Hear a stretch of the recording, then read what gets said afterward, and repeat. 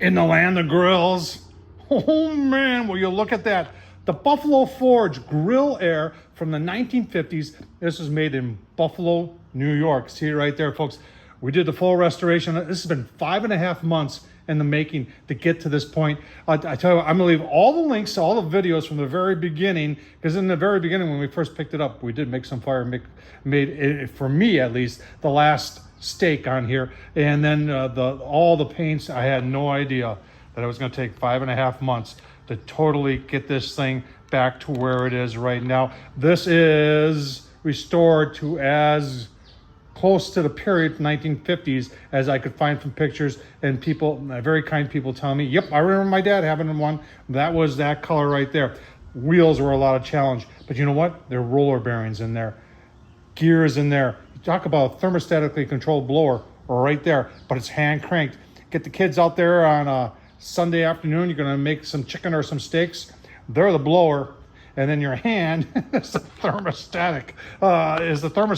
What a lot of fun. And I even found a guy on eBay that makes the original Buffalo Forge stickers. So that's on there too. Really cool. Let's take a quick look at how I put it together, folks. And like I said, I'll leave all the links down below. All right, getting a little ahead of you folks, but everything's going together as I would expect it to. There's a part of me that says this grill was a little bit on the portable side, meaning the legs just fit into these pockets here. And I mean, thumb screws for the tray down there. The only thing that wouldn't be really taken apart that easily were the wheels, because there's the cotter pins. You can see the cotter pins. There's one on each side, and then there's another one in here to hold the wheel to there. But I got the wheels all lubed up, and caps in there. They ain't perfect, but I'll tell you what, sure looks better than what it did. Getting the inside back together. We've got this is the tube where the air would go. And then when you weren't blowing air, you could control, there's your damper right there, control the air in and out. It ain't perfect, but it's a lot better than what it was. Well, even in the 1950s, having a side shelf was a big deal. All right, folks, here it is. Holy cow. I'll tell you what, probably the biggest effort I had to ever put into restoring a grill from the 1950s. This is words can't explain. I'm really happy the way this turned out.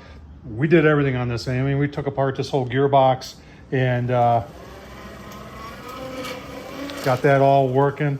Can you imagine in the day, barbecue time, and Dad's out there and he's got the kids.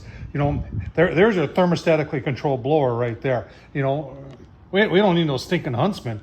We got the Buffalo Forge. Yeah, we don't need no batteries, we don't need no power. We got hand cranked, thermostatically controlled by your hands, blower right there. And I tell you what, it was a lot of fun doing. I have no idea what I'm gonna do for this. I have some ideas, but right now it's just gonna sit here in the garage and hopefully I'll get some attention from you folks. I'll leave all the links to all the videos I did from the very beginning, because there was a lot that went into doing this, folks.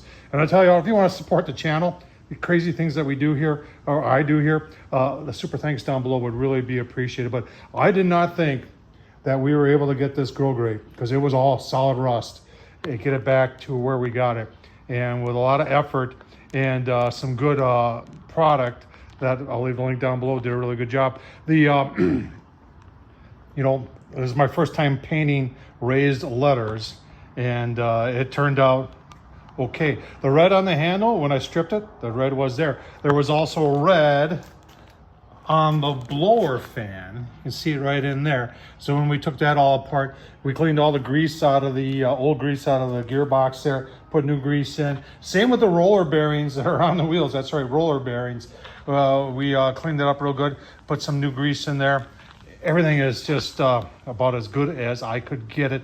I'm thrilled that we were able to find one that had everything part of it. I'm thrilled that we were able to make it to, the period style paint that was on this. Been a lot of fun, folks. I hope you enjoyed this. Tom Horsman at YouTube, thumbs up, leave a comment, and as always, thanks for watching.